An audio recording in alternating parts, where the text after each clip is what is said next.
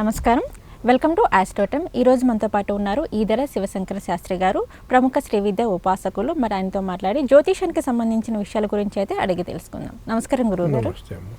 గురువుగారు, మనకి శాస్త్రంలో లేకపోయినా కానీ చెప్పే జ్యోతిష్కుడు అంటే మనకి ఏదైతే చెప్తారో వాళ్ళ యొక్క వాక్శుద్ధి ద్వారా కూడా మనకి చెప్పేది జరుగుతుంది అంటారా? చెప్పేవాళ్ళు ఉపాసకులు గనకై వాళ్లకు దైవానుగ్రహం ఉన్నట్లయితే, భగవదనుగ్రహం ఉన్నట్లయితే వాళ్ళ వాక్శుద్ధిని బట్టి కూడా జరుగుతుంది. ఒక్కొక్కసారి శాస్త్రములో ఉన్నది కూడా చెప్పలేకపోవచ్చు. శాస్త్రం ఉంటుంది, ఈ రకంగా ఉంటే ఈ రకంగా అవుతుంది అని అక్కడ ఉంటుంది. అతనికి అనిపిస్తుంది, ఇదిగో ఈ రకంగా పంచమ స్థానంలో రాహు ఉన్నాడు కాబట్టి వీళ్లకు ఒకసారి అబార్షన్ అయి ఉండాలి, సంతాన విషయం చెప్తున్నా కాబట్టి చెప్తున్నా అని అనుకుంటాడు. మీకు ఒకసారి అబార్షన్ అయిందే అని అడుగుతారు, కాలేదండి అంటారు.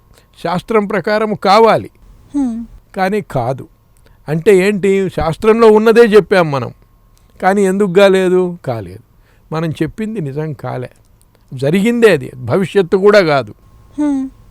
కానీ మన ఎక్స్పెక్టేషన్, మన ప్రెడిక్షన్ తప్పయిందంటే ఏం కారణము? మన బుద్ధి పనిచేయలే దాని మీద, మనకు దైవతానుగ్రహము లేదు, ఆ ప్రేరణ లేదు, అందువల్ల మనం తప్పు చూసాం. ఇట్లా చెప్పేటప్పుడు కూడా కొంత పరిశీలన చేస్తారు. ఇప్పుడు ఈమెకు ఈ 4 విషయాలు నేను వీరికి చెప్తున్నాను, నేను చెప్పిన విషయాలు నిజమైనవి అని అంటే నేను చెప్పబోయేవి కూడా నిజమవుతాయి. నేను చెప్పినవి మ్యాచ్ కాలేదు అంటే నేను చెప్పబోయేవి కూడా మ్యాచ్ కాలేదు. కాబట్టి నేను చెప్పే విధానము, నేను ప్రెడిక్షన్ చేసే విధానము నేను మార్చుకోవాలా అనే నిర్ణయానికి వచ్చేదానికోసము ఎదుటి వాళ్ళను అడుగుతాము ఒక్కొక్కసారి. ఏమండి, ఇది మీకు అయిందా? ఇట్లా అయ్యి ఉండాలి, అయిందా? మీకు ఒక తమ్ముడు ఉండాలి, ఉన్నాడా?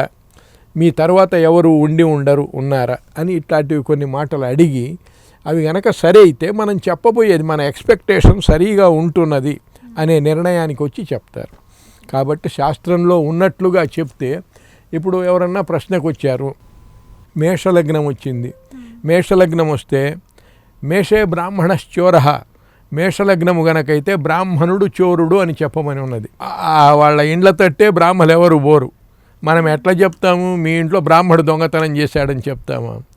కాబట్టి శాస్త్రములో ఏమున్నా కొంత స్వబుద్ధి, ఆలోచన శక్తి, కాలానుసరణమైన పరిశీలన చెప్పేవాడికి అవసరం. ఇవన్నీ కలిగి ఉంటే కానీ చెప్పరు. అది ఒకటి. కొంతమంది చెప్పేటప్పుడు శకునముల ద్వారా చెప్తుంటారు.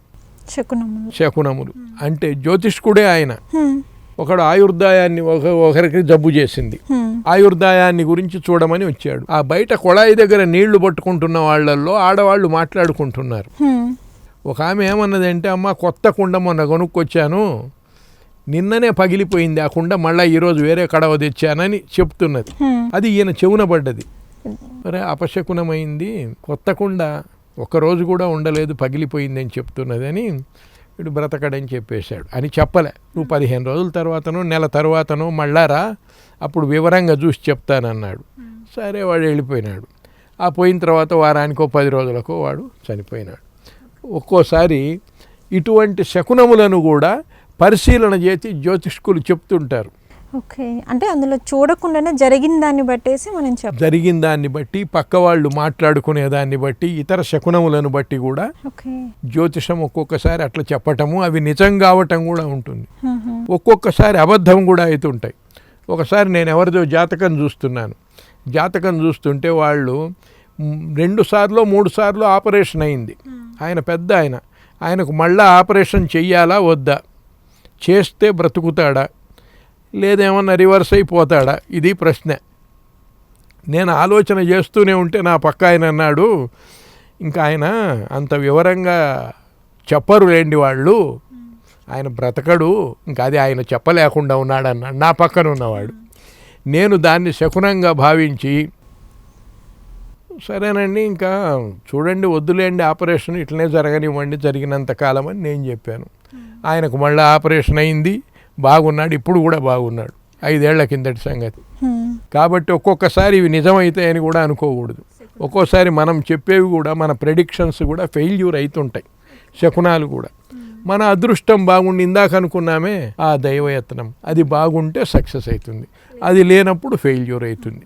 వాడికి సక్సెస్ అయినా ఫెయిల్యూర్ అయినా వాడి కర్మను బట్టి ఉంటుంది, కానీ మన గొప్పతనం ఏం కాదు.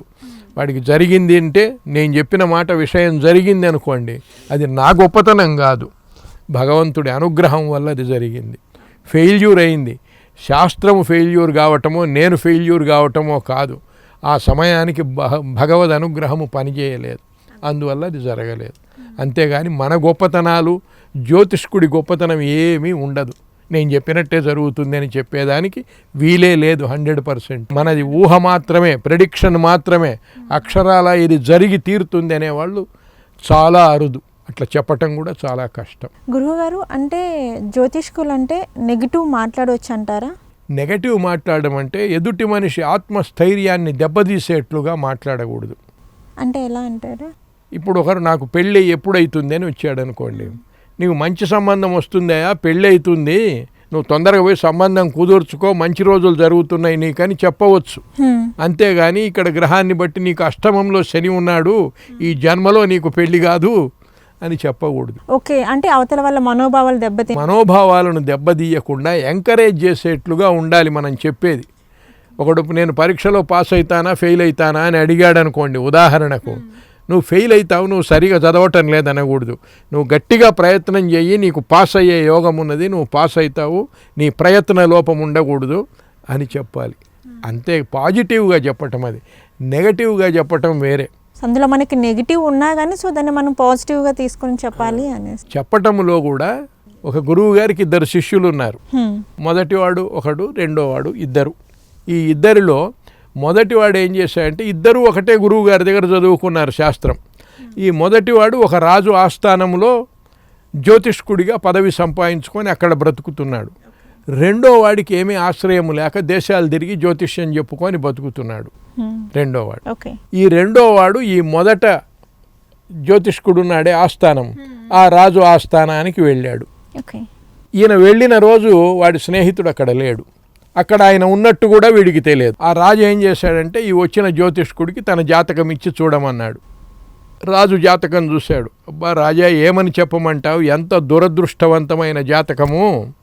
నీవు బ్రతికి ఉండంగానే నీ భార్య చనిపోతుంది, నీవు బ్రతికి ఉండంగానే నీ కొడుకు చనిపోతాడు, మీ మామగారు చనిపోతారు, మీ తండ్రి చనిపోతాడు, మీ తల్లి చనిపోతాడు, వీళ్ళందరి శవాలను నువ్వు మొయ్యవలసి వస్తుంది. ఇటువంటి దరిద్రపు యోగం ఉన్నది నీ జాతకంలో అని చెప్పాడు. ఇంత దరిద్రపు యోగం ఉంటే నేను రాజునెట్లయినాను అని అనుకొని వీడిని బంధించమన్నాడు. వెంటనే వాడిని బంధించారు. మరుసటి రోజు అసలు జ్యోతిష్కుడు వచ్చాడు, వాళ్ళ జ్యోతిష్కుడు, వీడి స్నేహితుడు. ఆయన రాగానే రాజుగారికి మళ్ళా అనుమానం కలిగి ఆ జాతకం ఈయనకిచ్చి కొంచెం జాతకం చూడమన్నాడు. చూశాడు. ఏమండి అని అడిగాడు. నిన్న ఒకడు వచ్చాడయ్యా, ఈ రకంగా చెప్పాడు అంటే పిలవండి వాడిని అన్నాడు. పిలుచుకొని వచ్చారు. పిలుచుకొని వస్తే ఈయన స్నేహితుడే, ఈయనతో పాటు చదువుకున్నవాడే. అప్పుడు ఈయన చూసి, రాజా ఆయన చెప్పింది కూడా కరెక్టే, నేను చెప్తాను వినండి. భగవంతుడు మీకు ఇచ్చినంత ఆయుర్దాయం నీ భార్యకి ఇవ్వలేదు, మీ మామకి ఇవ్వలేదు, మీ అత్తకి ఇవ్వలేదు, మీ కొడుక్కి ఇవ్వలేదు. ఈ దేశ ప్రజలు చాలా అదృష్టవంతులు. మీ వంటి ధర్మాత్ముడైన రాజపరిపాలనలో ఇంతకాలం, ఇంకా ఎంతో కాలం రాజ్యం జీవించవలసి ఉన్నది వీళ్లకు. ఎంత అదృష్టవంతులో ఈ దేశ ప్రజలు. మీకు కూడా ఇంత ఆయుర్దాయం భగవంతుడు మీకు ఇచ్చాడు, ఎవరికి ఇవ్వనంత ఆయుర్దాయం అని చెప్పాడు. రాజు సంతోషపడ్డాడు.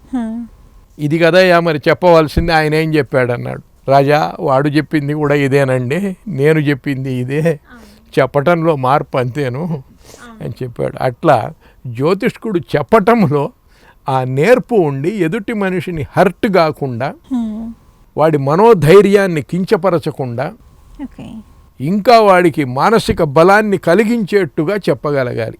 అది అంతేగాని అబద్ధం చెప్పమని కాదు, చెప్పటంలో తేడా. గురువుగారు, జ్యోతిష్యం చెప్పే వాళ్ళ ఫలితాలు ఎందుకు ఫలించట్లేదు అనే వాటి గురించి అయితే మాకు వివరించారు. నమస్కారం అండి. మంచిదమ్మా, సంతోషం.